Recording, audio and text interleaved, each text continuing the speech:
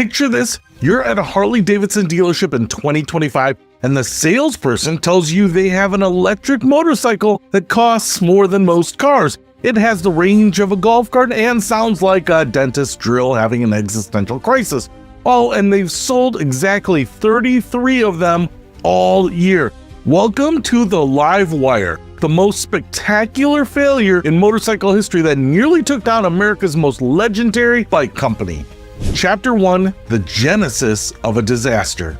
Let's rewind to 2014. Harley Davidson, the company that made motorcycles synonymous with rumbling thunder and leather-clad rebellion, decided to go electric.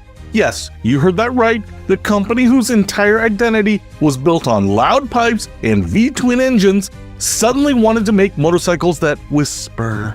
The idea seemed fetch at first to bring younger, environmentally conscious riders into the Harley fold. The problem? They forgot to ask if anyone actually wanted a silent Harley. In June 2014, Harley unveiled the Live Wire concept. The Live Wire was first displayed to the media in June 2014, and industry observers called it the most radical departure in the 111-year history of the brand, according to Fox Sports commentators. That should have been their first warning. Here's what's fascinating. The Live Wire wasn't developed in-house. The Live Wire was inspired by the Mission R electric superbike, and the powertrains for the prototypes were developed in collaboration with its manufacturer, the electric motorcycle and electric powertrain company Mission Motors. So Harley's revolutionary electric motorcycle wasn't even their revolution. The development process took 5 years. In January 2018, Harley Davidson announced that the motorcycle was entering production and would enter the market in 18 months. That timeline should have been another red flag. If it takes you 5 years to electrify a motorcycle, maybe you're not ready for the electric revolution. Chapter 2, Launch Day Disasters. September 2019 arrives and Harley finally launches the Live Wire. The price tag? A jaw-dropping $29,799. Let me put that into perspective for you. You could buy a fully loaded Honda Civic, take a vacation to Europe, and still have money left over for a nice dinner. Or you could buy one electric motorcycle. Here's where it gets delicious.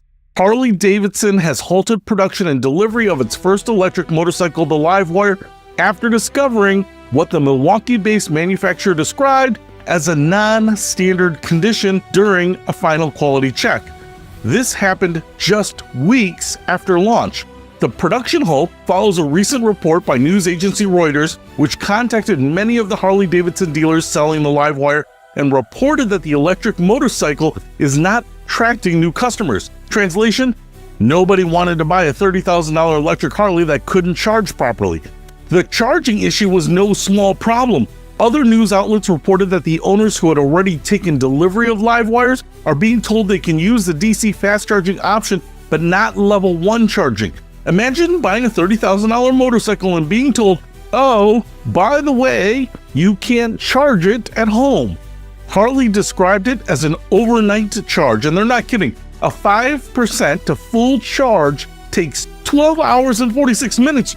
Your electric car charges faster than this motorcycle. Chapter 3, The Numbers Don't Lie. Let's talk about performance, because this is where reality gets brutal. The result? A possible 80-mile range in road mode. For a $29,799 MSRP motorcycle, excuse me in my criticism, but that is a joke, wrote one motorcycle journalist after testing the bike. Harley Davidson claims the Live Wire will run for 235 kilometers in the city and 152 on the open road at 110 kilometers an hour off a full charge. That's about 94 miles in the city and a measly 94 miles on the highway. Most gas motorcycles can go 200 to 300 miles on a tank. But wait, there's more. With a base price of $29,799, the Live Wire is nearly $10,000 more than a top-of-the-line Zero with the most expensive option boxes ticked. Zero Motorcycles has been making electric bikes for years with better range and lower prices.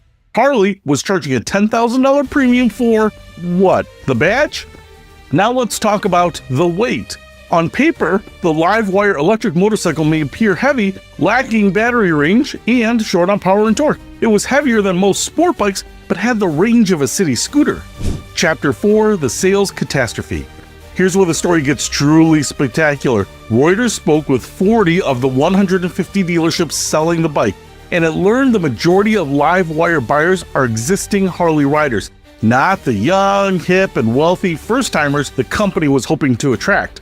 The new riders who inquired about the bike lost interest in it after they learned it costs as much as a nicely equipped family crossover. A New Jersey dealer summed it up perfectly.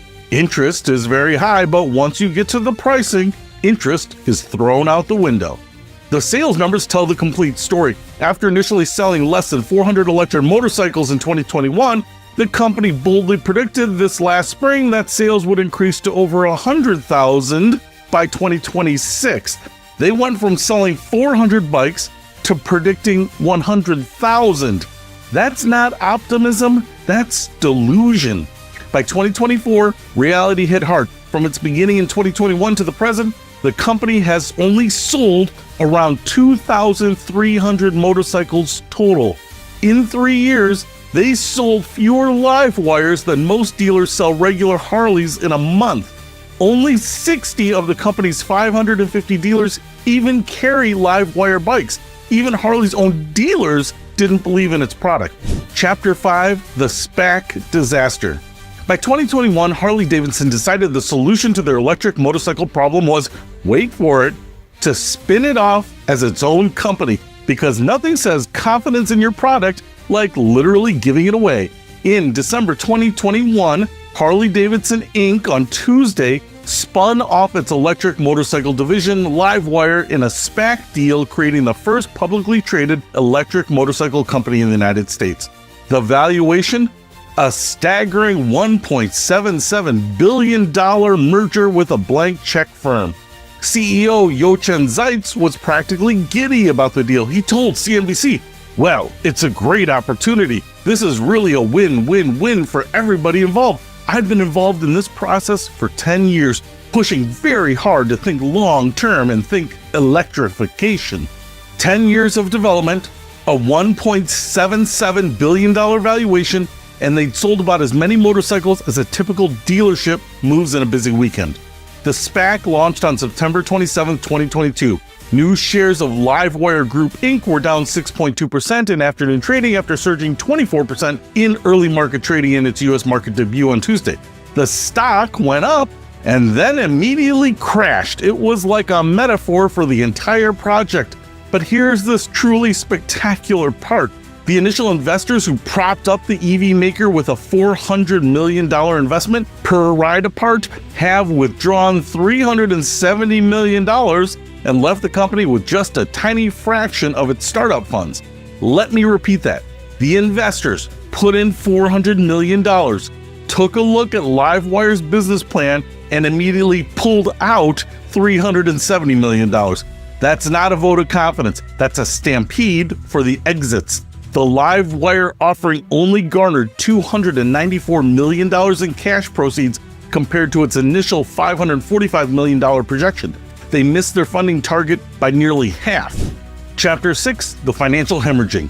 Harley Davidson pitched in $100 million when LiveWire went public, but now that investors are pulling out their funds, Harley wanted to make up for the loss by pumping another $100 million into LiveWire. Harley originally planned to retain 74% ownership of LiveWire, but the MoCo now owns nearly 90% of LiveWire's shares. They spun off the company to reduce their exposure, only to end up owning more of it than when they started. The financial bleeding continued relentlessly. LiveWire tanked both in its year-over-year quarterly and full-year results. Revenue dropped 32% quarter-over-quarter, while for the full year, revenue dropped 31%. Here's a number that should make your jaw drop. LiveWire's StayCycle children's balance bike segment contributed $26.5 million of the company's full-year revenue of $38 million. Without StayCycle, LiveWire's full-year revenue would have been a measly $11.5 million. Think about that. LiveWire, the future of motorcycling, was making twice as much money selling kids' balance bikes as actual motorcycles. You couldn't write comedy this good. Chapter 7, the 2025 Apocalypse. If you thought 2024 was bad, 2025 turned into a complete catastrophe. Livewire, the experiment that emerged as an alternative to their classic bikes, has sold only 33 bikes in the first quarter of 2025, 72% less than last year. And of course, it has set off alarm bells in the company. When doing the math, they have lost $20 million. 33 motorcycles in 3 months. Each of those 33 bikes cost Livewire roughly $606,000 in losses after factoring in operational costs. Yes, you read that correctly. Each motorcycle they sold cost them over $500,000 in losses. Meanwhile, their combustion models have held up with 38,000 units delivered in the same period. Regular Harleys outsold Livewires by more than 1,000 to 1. The company kept making optimistic projections. Livewire and Harley Davidson are again projecting an increase in the number of electric motorcycles they will sell in 2025. This time, Livewire and Harley Davidson are saying they will sell between 1,000 and 1,500 motorcycles. If that sounds familiar, it's because that's what Livewire and Harley Davidson said in 2023 after telling investors in 2022 they would sell somewhere between 750 and 2,000 bikes.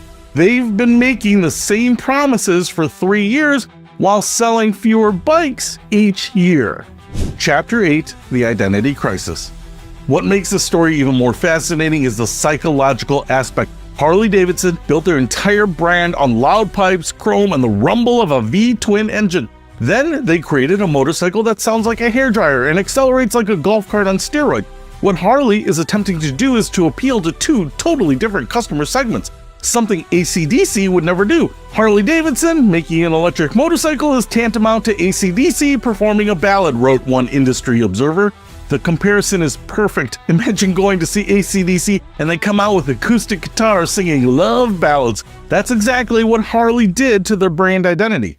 Motorcycles, by their very nature, are supposed to make noise. Maybe they could sell an accessory that includes a fitment to hold a car that flutters back and forth over the spokes when the wheels are in motion, like we did as kids on our Schwinn bicycles. Even Harley's own customers were confused. One writer said, "Livewire feels like a Tesla wearing a leather jacket." Cool, but not really Harley. Chapter 9, the CEO's blame game. Throughout this disaster, CEO Jochen Zeitz kept making excuses. In May 2025, during the Harley-Davidson annual shareholders meeting, the brand CEO and Livewire group chairman blamed a lack of charging infrastructure and slower than expected EV adoption for Livewire's ongoing woes. Charging infrastructure? Really? In case you've forgotten, the original MSRP of the Harley-Davidson Livewire was $29,799 at its debut just 5 years ago. Adjusted for inflation, the U.S. Bureau of Labor Statistics inflation calculator tells me that's equivalent to about $37,000 in April 2025 money. You're selling a $37,000 motorcycle with an 80-mile range and you blame charging infrastructure? Zeitz had been championing electrification for years. In a 2021 CNBC interview, he said, "Well, you know, electrification is a given. The future will be electrified also in motorcycling." He also claimed the Livewire was the best product out there, the best electric product. If it was the best electric product, why was it losing to kids' balance bikes in sales? Chapter 10, the broader Harley disaster. The Livewire failure didn't happen in isolation. It was part of a broader corporate catastrophe at Harley Davidson. Harley Davidson's 2024 revenue of $5.18 billion represents an 11% decrease from 2023. For the full year, consolidating operating income was down 47% compared to the last year. Harley Davidson is not alone in facing industry headwinds, but the size of its drop, especially compared to rivals, makes clear that this isn't just a tough economy, it's a company in trouble. The company was hemorrhaging money on multiple fronts. Harley Davidson ended 2024 with major financial losses, reporting a $116.9 million drop in fourth quarter earnings. Even worse, during its annual meeting, Harley Davidson announced that CEO and Chairman Jochen Zeitz and 2 board members were re-elected. But, according to a source with knowledge of the results, they won by slim margins. Zeitz only survived by a razor-thin margin, with 48% of shareholders voting to withhold. Half of the shareholders wanted to fire their own CEO. That's not a vote of confidence, that's barely surviving a corporate coup. Chapter 11, the dealer rebellion. The dealer network, Harley's lifeblood, was furious. Lifelong Harley fan Jeffrey Duro traded in his bike for an Indian motorcycle, citing frustration with the company's policies and direction. When your customers are switching to your biggest competitor, you have a problem. Navy veteran Donnie Samega says Harley is losing its identity, claiming new models look more like BMWs and Indians than classic Harleys. Even veterans, traditionally Harley's most loyal customer base, were abandoning the brand. Many pushed back when Harley launched an online used bike marketplace that bypassed them. Others were frustrated when promised support didn't materialize during the downturn. The dealers weren't just angry about Livewire, they were angry about everything. The company had alienated the very people who sold their motorcycles. Chapter 12, the numbers that tell the story. Let me give you some numbers that perfectly capture this disaster. Development time, 10 years. Original price, $29,799, equivalent to $37,000 today. Total live wires sold since 2019, about 2,300 motorcycles. Q1 2025 sales, 33 motorcycles. Q1 2025 losses, $20 million, $606,000 per bike lost. SPAC investor withdrawals, $370 million out of the $400 million in. Percentage of Harley dealers selling Livewire, 60 out of 550, only 11%. Range, 80 miles in real-world conditions, and the charging time, nearly 13 hours from 5% to full. Since its launch in 2019, Livewire has sold fewer than 3,000 bikes in total worldwide. To put that in perspective, Harley Davidson sold 49,600 motorcycles in the third quarter, or over 3,800 a week. Livewire sold fewer motorcycles in 5 years than regular Harley sales in a week. Chapter 13, the technology that wasn't ready. Here's what's particularly damning. The technology problems were obvious from day one. The most prominent issue is the charging problem that has led Harley Davidson recalling all 2020 Livewire motorcycles manufactured within a specific date range. This recall was a result of an issue with an onboard charging system that caused a power loss. Furthermore, there have been instances where the Livewire bikes failed to communicate effectively with certain charging stations. This problem, coupled with the limited number of CCS chargers available in some areas, can make charging the Livewire a challenging task. The motorcycle couldn't reliably charge at home or at public charging stations. For a $30,000 electric vehicle, that's not a bug, that's a fundamental design failure. Chapter 14, the spin-off that backfired. The decision to spin off Livewire was supposed to solve multiple problems. The Livewire brand was spun off so Harley could concentrate on its core base. Zeitz didn't want the Livewire brand to seem like an afterthought.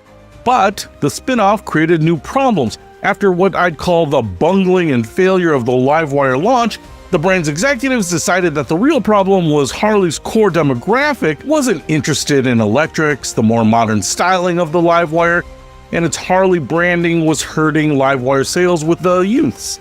So they removed the Harley branding to appeal to young people, then wondered why people didn't want to pay $30,000 for a motorcycle from a brand they've never heard of. Even more confounding, these two definitely not Harley Davidsons look exactly like Harley Davidsons. They removed the branding but kept the styling, creating maximum confusion in the marketplace. Chapter 15, the final nail. By 2025, even CEO Zeitz was ready to admit defeat. In April 2025, Zeitz announced his intention to retire from Harley Davidson after 5 years as CEO, subject to the appointment of a suitable successor.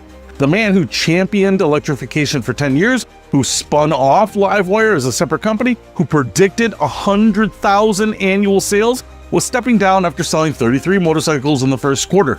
Harley CEO Jochen Zeitz bluntly stated the company won't invest another dime beyond an existing $100 million credit line. Translation? You're on your own, kid. The parent company was cutting off funding to its electric subsidiary. After investing hundreds of millions of dollars over a decade, Harley was essentially abandoning the electric motorcycle market. Chapter 16, the competition that actually worked. While Harley was failing spectacularly with Livewire, Other companies were succeeding with electric motorcycles. Zero Motorcycles, the company Harley should have been studying, was selling thousands of bikes annually at lower prices with better performance. With a base price of $29,799, the Livewire is nearly $10,000 more than the top-of-the-line Zero with the most expensive option boxes. Zero was doing everything Harley wasn't: reasonable pricing, functional range, reliable charging, and targeting the right customers. But Harley thought they could charge a premium for their badge. They forgot that electric motorcycle buyers cared more about performance and value than heritage and chrome. Chapter 17, What Went Wrong? This wasn't just a product failure, it was a masterclass in corporate incompetence. Let's count the ways Harley screwed this up. 1. Price point insanity. They priced the bike for dentists, but marketed it to millennials with student loans. 2. Technology problems. 5 years of development and the bike couldn't charge properly. Number 3, range anxiety. 80 miles of real-world range for a company whose customers expect to ride across the country. 4, identity crisis. They tried to make a silent Harley for people who don't like Harleys. 5, market misunderstanding. They thought young people wanted expensive electric motorcycles instead of affordable transportation. 6, dealer neglect. Only 11% of dealers carried the product. 7, financial desperation. The SPAC deal was a Hail Mary that failed spectacularly. And 8, executive delusion. 10 years of optimistic projections contradicted by reality. Chapter 18, The Lessons. The Livewire disaster teaches us several important lessons about business innovation and knowing your customer. Lesson 1, brand identity matters. You can't abandon everything that makes your brand special and expect customers to follow you. Lesson 2, technology has to work. A $30,000 motorcycle that can't charge reliably isn't innovative, it's broken. Lesson 3, price has to match value. You can't charge luxury prices for mediocre performance. Lesson 4, know your customer. Harley's customers want loud pipes and long rides, not quiet commutes and range anxiety. And lesson 5, don't believe your own hype. Just because you want something to succeed doesn't mean it will. The $200 million question. So what did Livewire really cost Harley Davidson? Beyond the direct losses, beyond the SPAC failure, beyond the investor flight, the real cost was opportunity and reputation. What happened is that Harley caved to the climate alarmists and embarrassed their loyal customer base that they have built over the last 100 years. They damaged the relationship with the customers who actually buy their motorcycles while chasing customers who don't exist. The Livewire failure represents something larger. What happens when a company abandons its core identity in pursuit of a trend? Harley Davidson spent over a decade and hundreds of millions of dollars trying to become something they weren't, and in the process, they nearly forgot what they were. As of 2025, Livewire's future hangs in the balance with 4 possible outcomes: niche survival, external investment, acquisition, or a slow fade into bankruptcy. But here's the ultimate irony. When Livewire was failing spectacularly, regular Harley Davidson motorcycles kept selling. Their combustion models have held up with 38,000 units delivered in the same period that Livewire sold just 33. Maybe, just maybe, customers knew what they wanted all along: loud pipes, chrome, and the freedom of the open road. Sometimes the oldest ideas are still the best ones. The Livewire wasn't a motorcycle failure. It was a $200 million reminder that you can't engineer soul into a spreadsheet, and you can't silence thunder and call it progress. In the end, Harley Davidson learned the most expensive lesson in corporate history. Being Harley Davidson was enough. They just forgot to believe it.